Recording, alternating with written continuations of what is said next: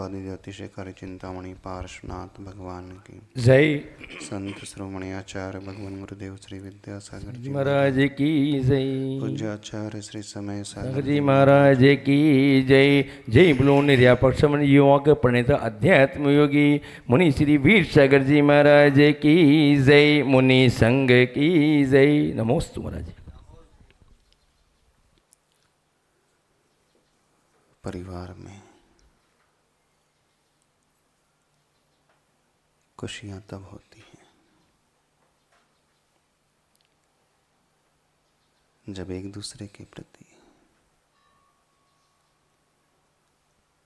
त्याग और समर्पण का भाव होता है, जब एक दूसरे के प्रति प्रेम और वात्सल्य का भाव होता है, जब आपस में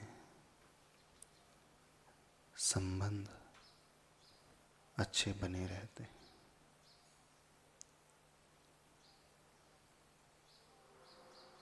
आज वर्तमान में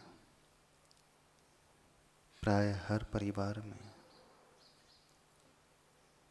ये तीनों ही गुण नजर नहीं आ रहे।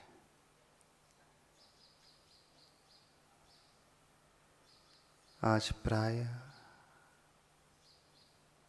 हर व्यक्ति परिवार का मुख्य सदस्य दुखी सा है, परेशान सा है।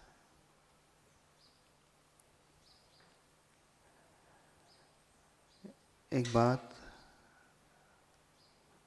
समझ में नहीं आती है,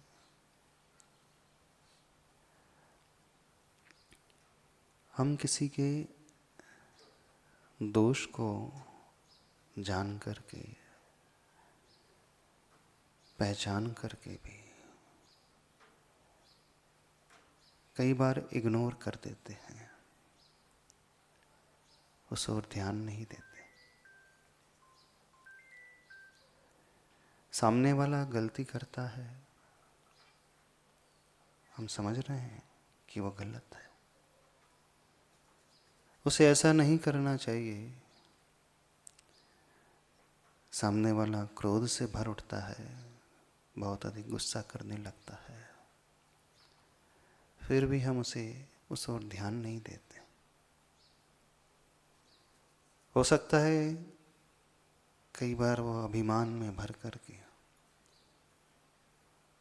कुछ अपशब्द भी हमें कह देता है, फिर भी हम माइंड नहीं करते।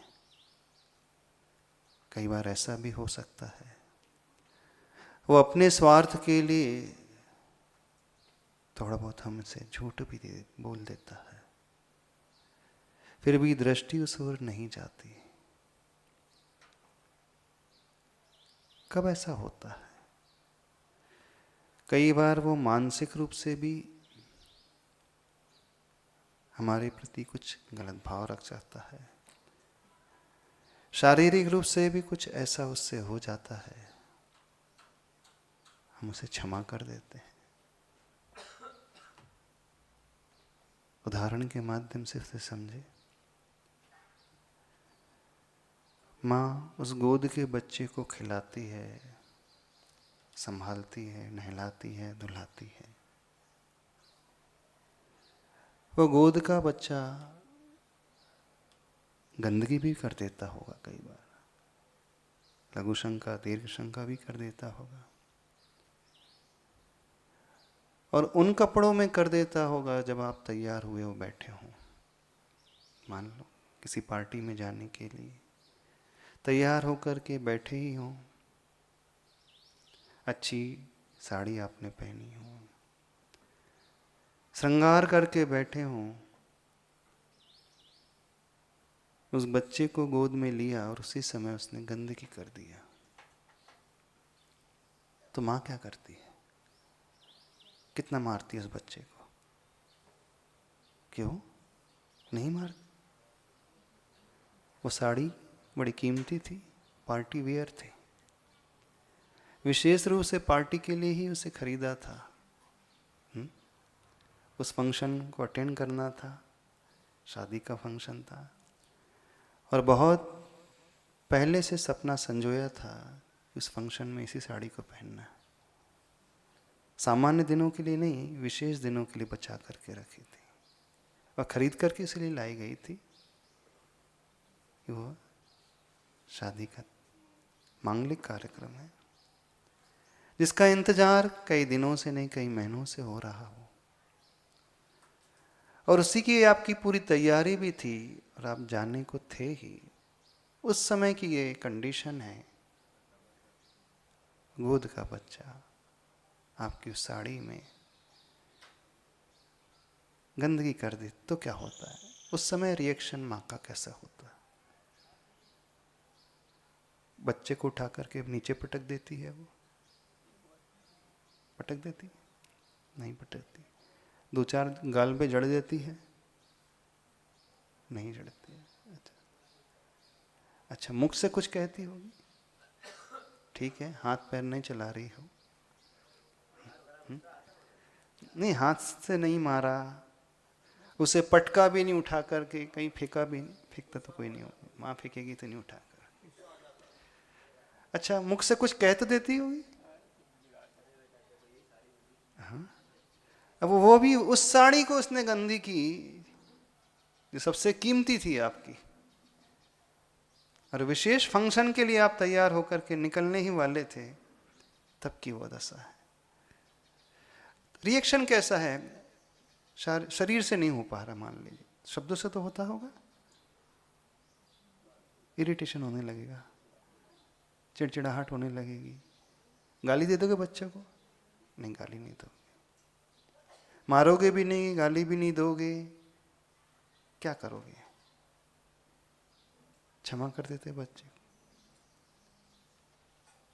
तुरंत क्या करते हैं उसके बाद? वस्त्र जो है गंदे हो चुके हैं, पहले अपने वस्त्र की सफाई की बच्चे की सफाई पूछ रहे। अब गंदगी दोनों जगह है उस उदाहरण में। अब बच्चा भी है जो गंदगी करके बैठा है और आपके कपड़े भी गंदे हो चुके हैं, तो पहले कौन से कपड़ों को साफ करोगे? वो माँ क्या करेगी? माँ से पूछना चाह रहे हैं, क्या करोगे यदि आप ही के साथ ये घटना घट जाए? पहले बच्चे के शरीर की सफाई कि स्वयं के वस्त्रों की सफाई? हाँ? स्वयं का। अरे बच्चा गंदगी में बैठा है, उसने टॉयलेट कर लिया और क्या होता है? डायपर नहीं पहनाया आपने, डायपर पहनाना भूल गए थे, कंडीशन हो। वो जो बच्चा मचा रहा है, इमेजिन करो उस दृश्य को।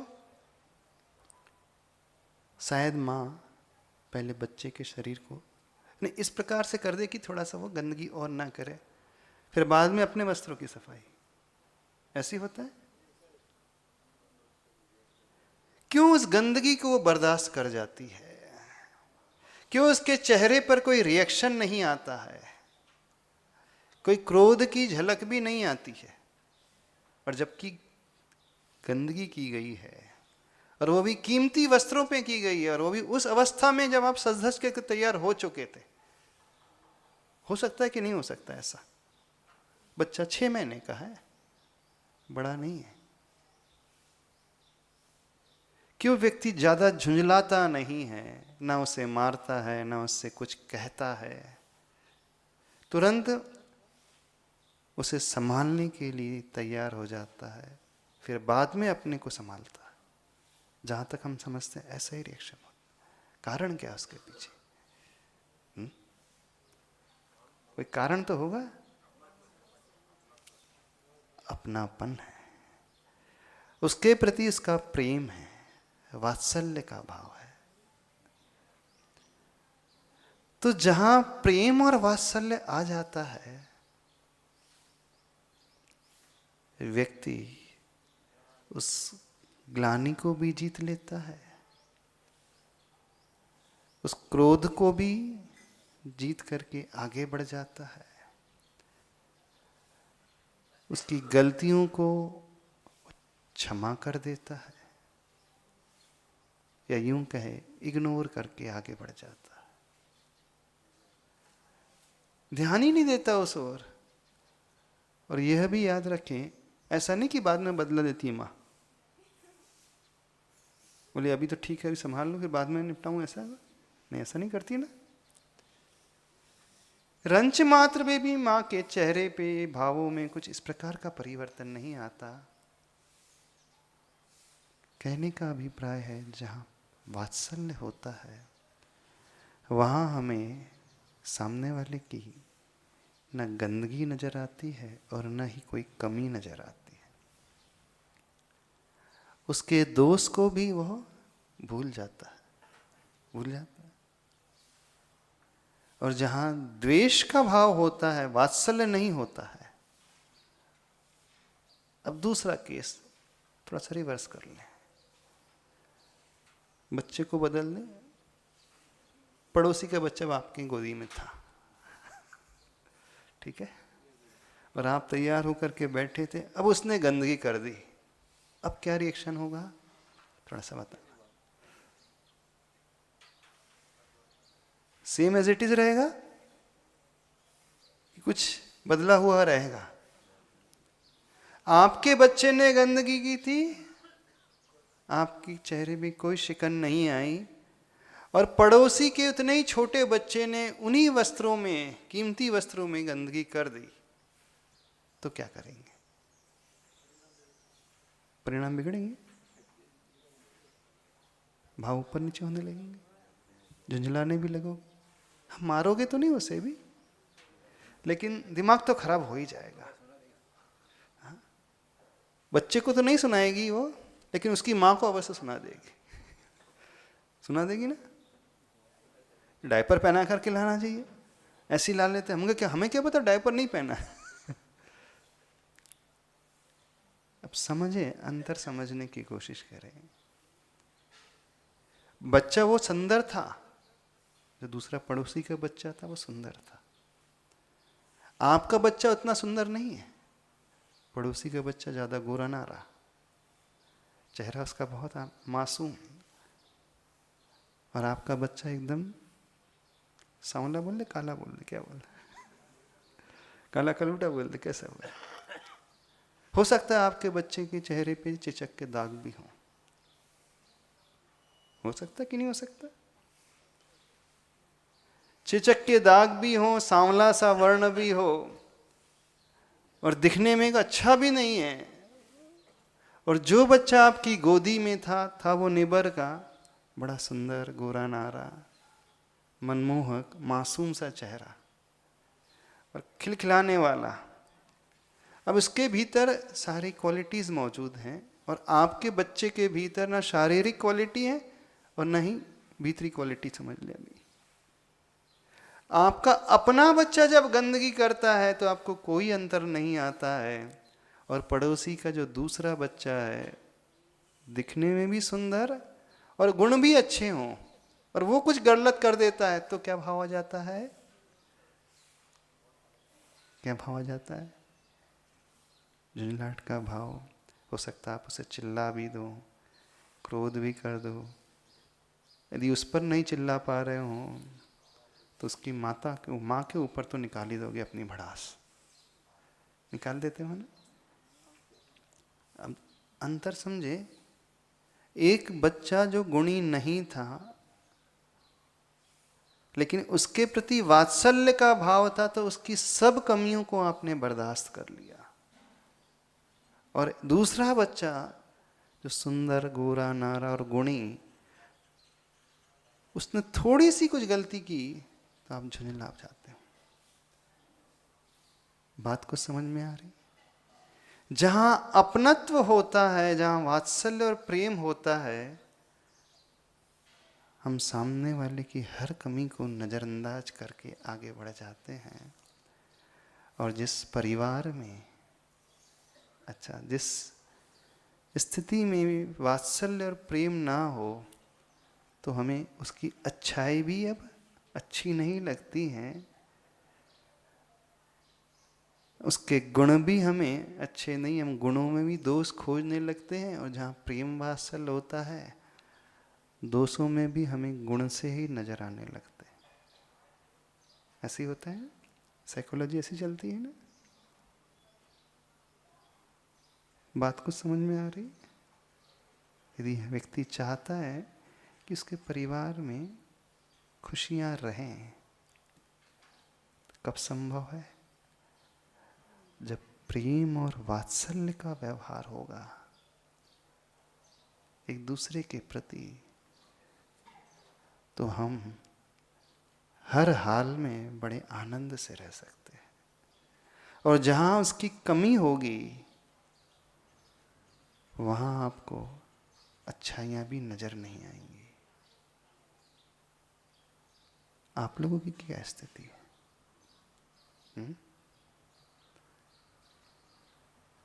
कैसा व्यवहार है ऐसा व्यवहार? आप लोग कैसे रहते हो?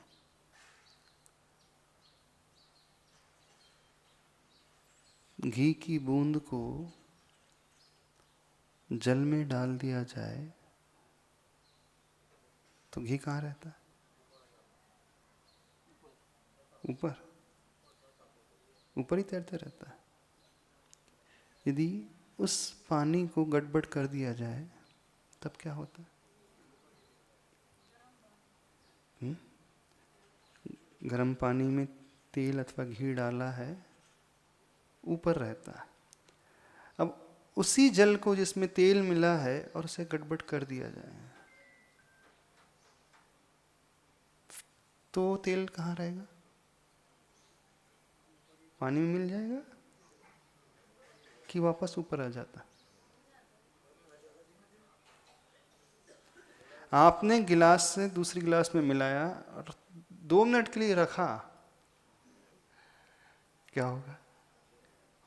आपने मिलाया है तेल पानी को अथवा घी पानी को मिलाया है, ऊपर ऊपर किया है, और 2 मिनट 5 मिनट के लिए गिलास को ऐसे रख दिया तो क्या हो जाता है? तेल फिर से ऊपर आ जाता है, आ जाता है। और पानी में दूध डाल दिया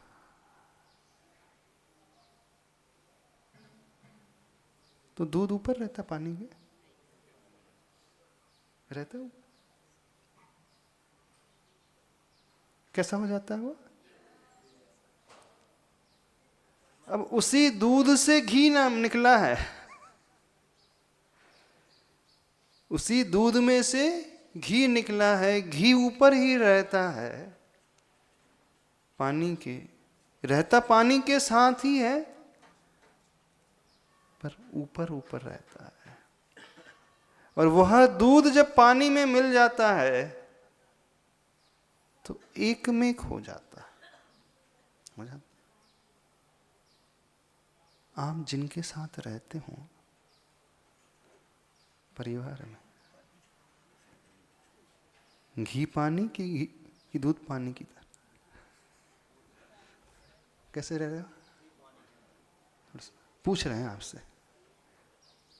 दूध पानी की भांति कि घी पानी की भांति?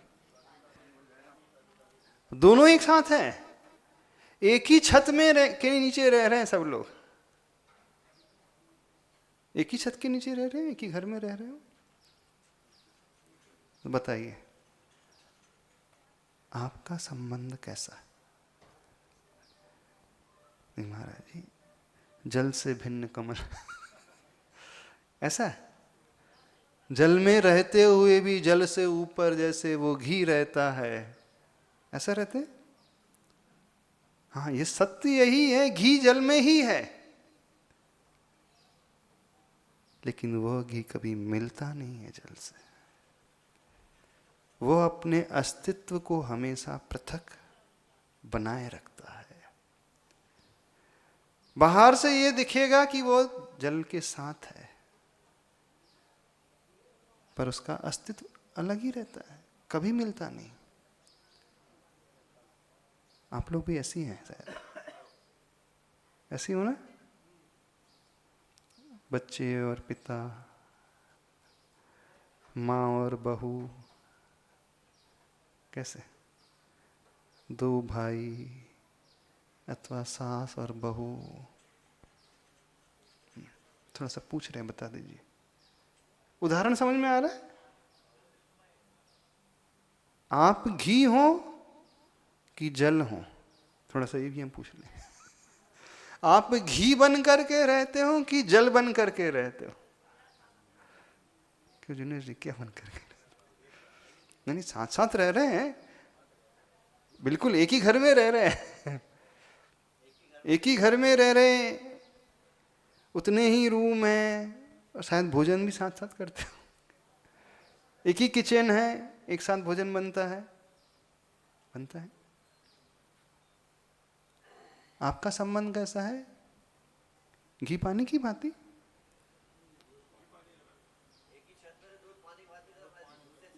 देखो, बताइए थोड़ा सा। कुछ लोग होते हैं घी पानी की भांति रहते हैं, लेकिन उसमें भी घी बन करके रहते हैं।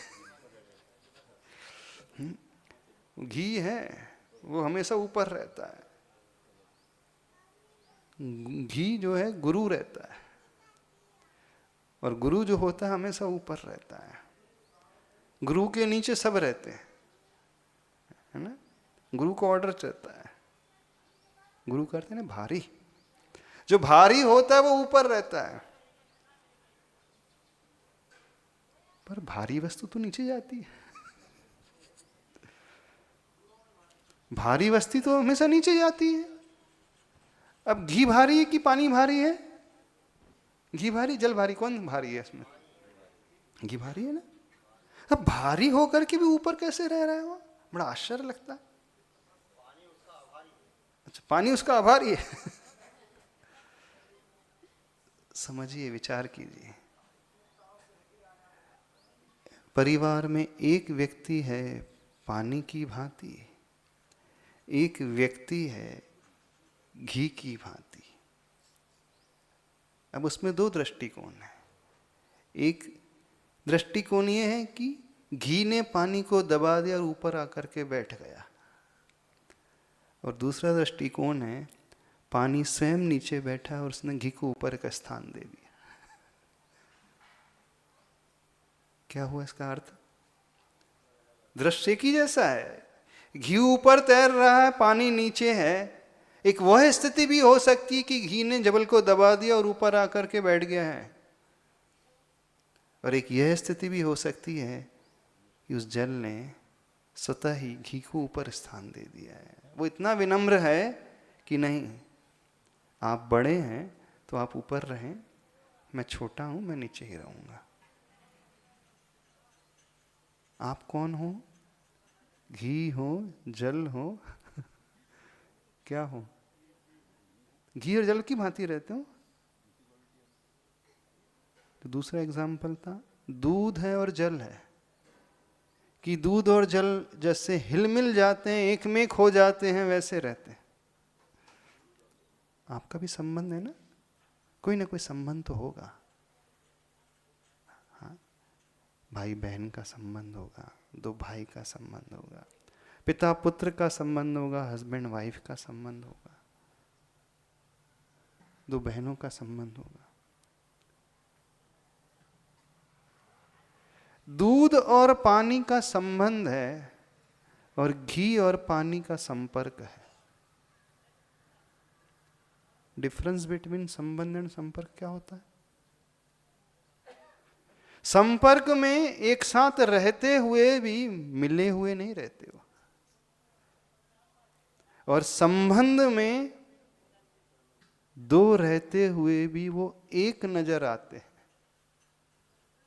वो इतने घुल मिल जाते हैं कि दो का अस्तित्व वहां समाप्त हो जाता है। समाप्त हो जाता है। आचार्य भगवान ये उदाहरण देते थे, बोले दो मिलकर के मित्र की भांति कैसे रहें? तो दूध और पानी की भांति। जब उस दूध को चूल्हे पर चढ़ाया जाता है और उबलने लगता है, तो क्या होता है? उफान मारने लगता है। अर्थात उसमें जो पानी का तत्व मौजूद था, जलीय अंश था, वो वेपोराइज होने लगता है, भाष्प बन करके उड़ने लगता है। तो जैसे ही उस जल का वियोग होने लगता है तो दूध उबाल मार करके ऊपर आ जाता है। वियोग कराने वाला कौन? अग्नि। क्योंकि अग्नि के माध्यम से वो दूध उबल रहा है। उबलता तो दिखता है दूध है, पर पानी का अस्तित्व उसमें समाप्त हो जा रहा है। इसलिए जो दुग्ध है वह क्रोधित हो उठा। नहीं, क्यों? मेरे अभिन्न मित्र को जलाया जा रहा है, मैं तुम्हें छोड़ूंगा नहीं। और उफान मार करके वो नीचे आ जाता है और गैस को बुझाने की कोशिश करता है। उस अग्नि को बुझाने की कोशिश करता है, क्योंकि अग्नि उसके जीवन में शत्रु बन करके आई थी और दोनों की मित्रता को वह समाप्त कर रही थी। तो वो ऊपर आ जाता है और नीचे गिर के उसे बुझाने की कोशिश करता है। यदि दूध उबल रहा हो और उसे शांत करना हो तो क्या करना चाहिए? या तो अग्नि बंद कर दी जाए या फिर जल की शांति धारा डाल दी जाए। तो जैसे ही जल डाला जाता है तो फिर क्या होता है? दूध नीचे बैठ जाता है। क्यों बैठ जाता है? हाँ, जिससे मेरी मित्रता थी, जिससे अभिन्न प्रेम था, वह तुरंत मुझे मिल गया है, तो अब किस बात का क्रोध करना? वो वियोग को प्राप्त हो रहा था तो वो क्रुद्ध हो रहा था और उसे मिटाने के लिए आगे आ रहा था। लेकिन जैसे ही उस जल को पाया तो वो शांत हो गया। मेरा मित्र, मेरा अभिन्न, जिससे मेरा प्रेम का व्यवहार है, वो मिल गया, अब कुछ नहीं करना। तो आपका संबंध कौन सा है? दूध पानी का कि घी पानी का? कौन सा संबंध है? थोड़ा सा बताएं। घी पानी का तो संपर्क रहता है, संबंध नहीं होता। संपर्क में एक दूसरे के साथ रहते हुए भी वे मिलने हुए नहीं रहते हैं, सिर्फ फॉर्मेलिटी होती है। नदी का क्या होता है? हाँ, नदी जो है एक वो भी संबंध है। ऐसे ही यहाँ पे दूध में पानी मिल गया तो दो समाप्त होकर के एक हो गए। अब दो नहीं है, वहां एक हो गए। जहां दूध वहीं जल, वहां जहां जल वहीं दूध, संश्लेष संबंध होता है। तो हम ये पूछने चाह रहे हैं, आप घर में कैसे रहते हैं? दूध पानी की भांति कि घी पानी की भांति? कभी कभी घी पानी हो जाते हैं कि कुछ और ही हो जाते हैं। प्राय हर व्यक्ति घी और पानी की भांति ही रह रहा आज वर्तमान में। दूध पानी की भांति तो रहने वाले बहुत कम दिखलाई दे रहे हैं। दूध पानी की भांति कब रहा जाता है, कैसे रहा जाता है? जैसे उस माँ के साथ था। उस बच्चे से इतनी आत्मीयता थी, इतनी आत्मीयता थी कि बच्चे की हर गलती को माँ इग्नोर कर जाती है, ध्यान ही नहीं देती है। उसे कुछ गलती नजर ही नहीं आती है, जबकि ना देखने का ना दिखाने का, है ना? चिचक के दाग है, बिल्कुल ऐसा बच्चा है। और एक नंबर का निग्रो। निग्रो समझ में आता है? कार्बन ब्लैक, एक नंबर का ब्लैक, कार्बन ब्लैक, और स्पॉट्स हैं और नाक और बह रही है। तो तब क्या करोगे? तत्व अलग कर दोगे? घृणा हो जाएगी बच्चे से? तब भी घृणा नहीं होती है। होती है। माँ तुरंत सफाई करने के लिए आ जाती है। आ जाती नहीं, हमेशा देखते रहती है। हैंकी लेकर के हमेशा उसके साथ आगे पीछे रहती, घूमते रहती है। जब उसे जुकाम हो जाता है कि बच्चों में कफ तो होता ही रहता है, थोड़ा सा मौसम बदला नहीं कि उसे सर्दी जुकाम हो जाता है, पर हमने किसी माँ को नहीं देखा कि उसे ग्लानि होती हो। और कोई राजकुमार की बात नहीं कर रहे, एक ऐसे बच्चे की बात कर रहे हैं जिसे ना शक्ल मिली ना सूरत मिली, जिसे दुनिया का कोई व्यक्ति लाइक नहीं करेगा। अब ऐसा बच्चा है, उस बच्चे के साथ भी वो मां कैसे रहती है। तो वो भाव जब आता है तो वो भाव कहलाता है दूध पानी का भाव। तब हमें कुछ नजर नहीं आता, सिर्फ एक मेक होकर के रहने लगते हैं। तो जहां प्रेम और वात्सल्य होता है उस परिवार में ही खुशियां होती हैं। जहां वो आत्मीयता होती है, आप उस आत्मीयता को निभाने के लिए स्वयं के दुख को भी नहीं देखते। वहीं पर वह त्याग और समर्पण का भाव आता है ना? आता है कि नहीं? मां भूखी रह करके भी उस बेटे को पहले खिलाती है।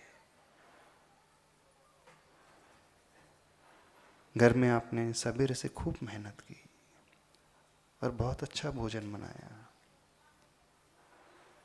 पूरे परिवार ने भोजन कर लिया और आपके लिए न बचा हो तो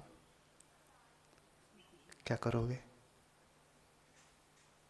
पहले से अपने लिए हिस्सा निकाल कर रख लेती हूँ। ये आजकल पंचम काल की माँ है, पता नहीं। पहले अपने लिए साइड में रख लें, सब्जी रख ली, दाल रख ली, पराठे रख ली, जो भी व्यंजन बना करके रख लें। तो भरोसा नहीं बच्चा पूरा खा जाए, ऐसी माँ है।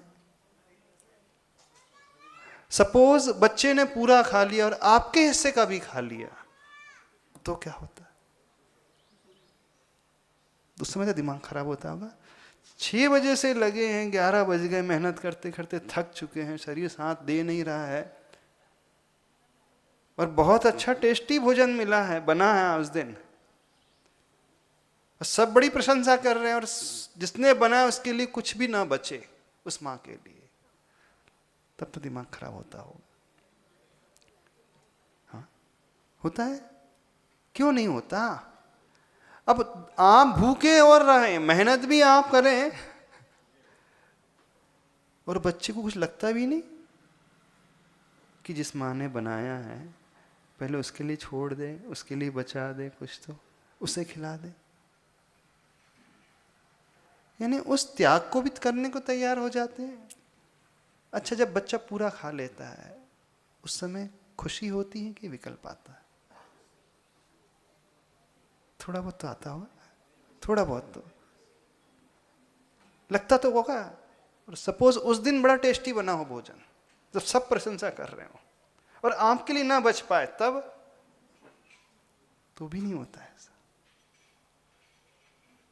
ये त्याग की भावना कहां से आ गई? ये समर्पण का भाव कहां से आ गया? यानी उसके बदले में आप कष्ट भी झेलने को तैयार हो गए, भूखे रहने को भी तैयार हो जाते हो, और बड़ी प्रसन्नता से बिना विकल्प किए सब कुछ सहन करने को तैयार हो जाते। क्यों ऐसा होता है? बस वही आत्मीयता, जहां आत्मीयता आ जाती है हमारे भीतर त्याग का भाव भी आ जाता है। जहां आत्मीयता आ जाती है हम पहले सामने वाले की खुशियां देखते हैं, इवन अपनी खुशियों को भी सैक्रिफाइस कर देते हैं। जैसे वहां सैक्रिफाइस कर देती है, भूखी रह जाती है, थोड़ा बहुत जो बचा कुचा है पूंछ पाँच करके, क्या बोलते, समेटा पाक, खरोच करके जो बचा है, खुरचन है, जो भी बचा हो उसे खा करके बड़ी प्रसन्न हो करके पानी पी करके बैठ जाती है। बड़ा आश्चर्य लगता है। कष्ट जिसने सहन किए, मेहनत जिसने की पूरी, और दूसरे को खिला करके और प्रसन्न होती, वो खा करके प्रसन्न नहीं होती। यदि उस केस में बच्चा ना खाए तो प्रसन्नता होगी आपको? चलो बच्चा कह दे आज आप ही पूरा खा लेना, आपको ज़्यादा खाने मिल जाए तो प्रसन्नता होगी? क्यों नहीं होगी? हाँ, अब विकल्प और पैदा हो लगेगा, बेटा खा क्यों नहीं रहा है, होता है ना। यानी आपको खुशियां मिले तो भी वो आप नहीं बर्दाश्त कर पा रहा है। क्यों? क्योंकि वो दुखी क्यों है, वो भोजन क्यों नहीं कर रहा है। कहने का अभिप्राय समझ में आ रहा? कहाँ हम घूम रहे हैं? सिर्फ उस प्रेम वात्सल्य के चारों तरफ ही घूम रहे हैं।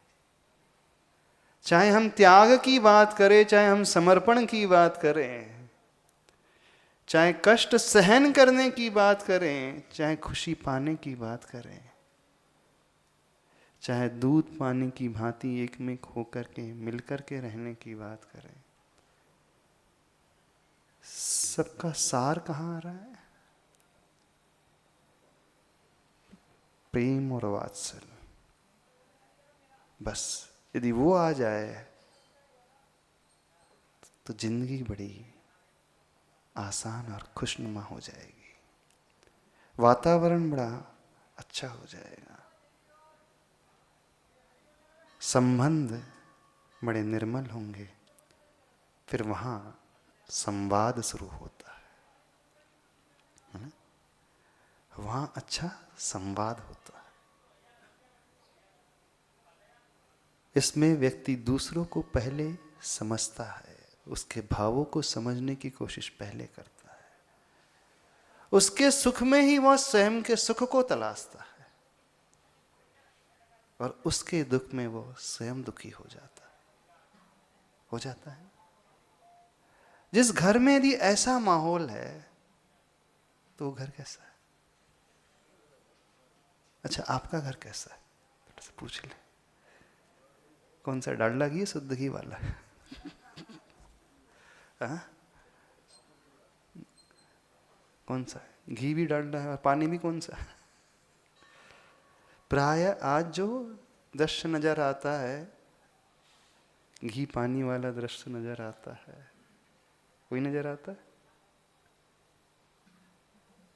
और घी भी एकदम डालडा,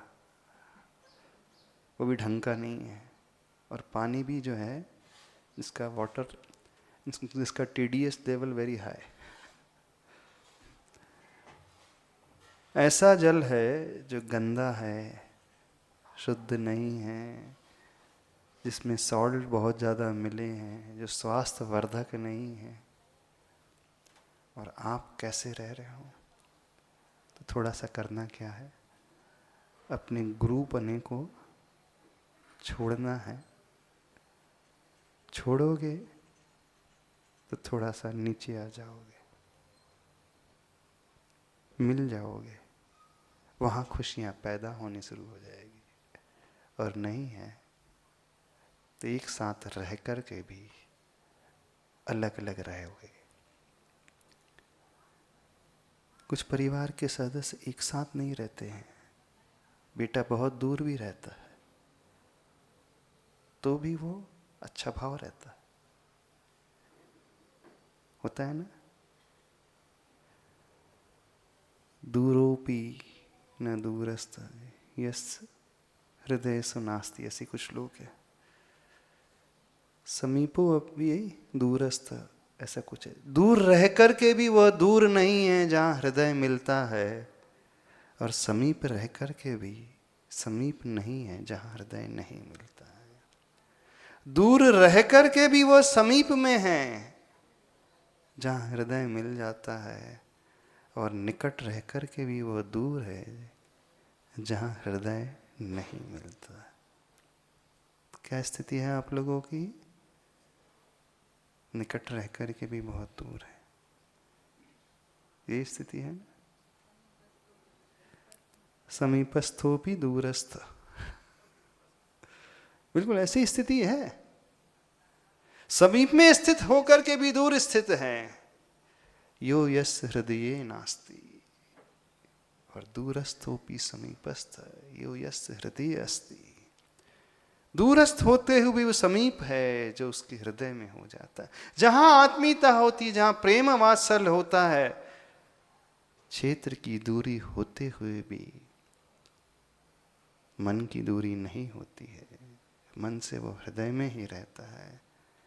और जहां आत्मीयता नहीं होती है, एक दूसरे के साथ रहते हुए भी बहुत दूर बने रहते हैं।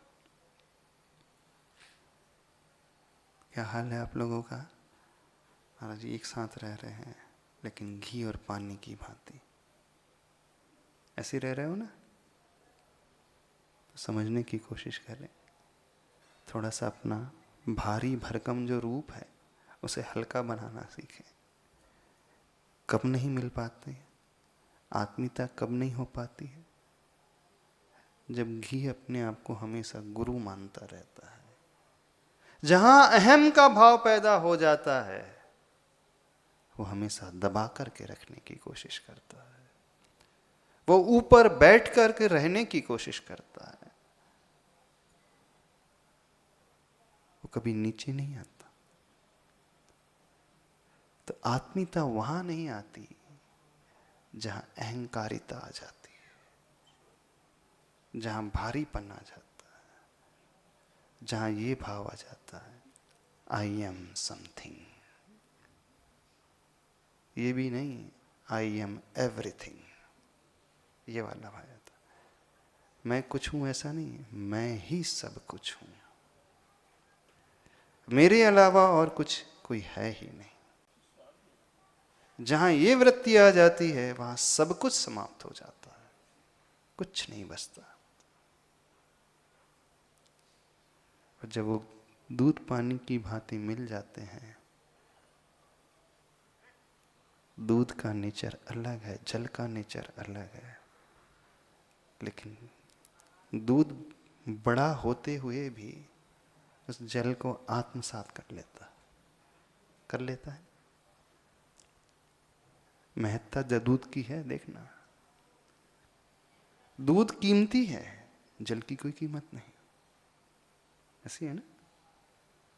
वो बड़ा है, बड़ा होते हुए भी उसने जल को आत्मसात कर लिया, अपने जैसा बना लिया। दूध ट्रांसपेरेंट नहीं हो जाता, बल्कि जल जो है मिल्की हो जाता है। जब दूध और पानी मिलाया जाता है तो दूध पानी की भांति नहीं होता है, दूध जो है पानी को स्वयं की भांति कर लेता है। दूध बड़ा होते हुए भी छोटों को अपने में मिला लेता है और अपने जैसा कर लेता है। लेकिन घी साथ रहते हुए उसे दबाता है। विचित्रता देखिए, घी बनता दूध से ही है। घी की प्राप्ति होती दूध से ही है, लेकिन जब तक वो दुग्ध की अवस्था में रहता है तो आत्मसात करता है, थोड़ा सा कुछ पा जाता है तो अपने आप को अहंकारी समझने लगता है। एक मेंबर कुछ पा जाता है तो कहता है आई एम समथिंग नहीं, आई एम एवरीथिंग। बस कुछ एक्स्ट्रा उसे मिलने लगा तो भारी बन गया, बड़ा बन गया, ऊपर उठने लगा, उसे दबाने लगा। ऐसी होता है ना? कब आत्मीयता समाप्त हो जाती है? जब अहम का भाव आ जाता है। बस उसे पकड़ने की कोशिश करना। दूध पानी की भांति ही रहे, उसे अपने में मिलाएं, अपना सब कुछ उसे सौंप दें, तब कहीं वो जीवन अच्छा बनता है। नहीं है तो जो है सो है, जैसे आप जी रहे हो सो जी रहे हो। समय आपका हो गया। बैलेंस बनाने के लिए एक मुखिया भी चाहिए। घी तो ये जैसा, हाँ, घी भी अच्छा हो सकता है। जब घी अच्छा होता है, बड़ा होकर के भी वो विनम्र होता है, तो जल उसे अपने सिर पे बैठाता है। जल घी दबाता नहीं है, जल उसे सिर पे बैठाता है। नहीं, वे सदस्य उसे ऊपर का स्थान दे देते हैं, तब देते हैं, वो जानते हैं वो भारी है, फिर भी ऊपर का स्थान इसलिए दे दिया कि घी ने सबको अपने में मिलाने का भाव पैदा किया, अहंकार को छोड़ दिया। तो जीवन को बस वैसा ही बनाना सीखे, तब आपका परिवार खुशहालियों से भरा हुआ होगा। नहीं है तो दूध घी की बूंद है, कई बार छोटी छोटी बूंदों में भी विभक्त हो जाती हो जाता है ऐसा। कुल मिलाकर के बात समझ में आ रही है ना? मेन सूत्र है प्रेम और वात्सल्य, और उसकी प्राप्ति अहंकार को तिलांजलि देने से होती। बोले आचार्य परमेष्टि गुरुदेव श्री विद्यासागर जी महाराज जिनवाणी।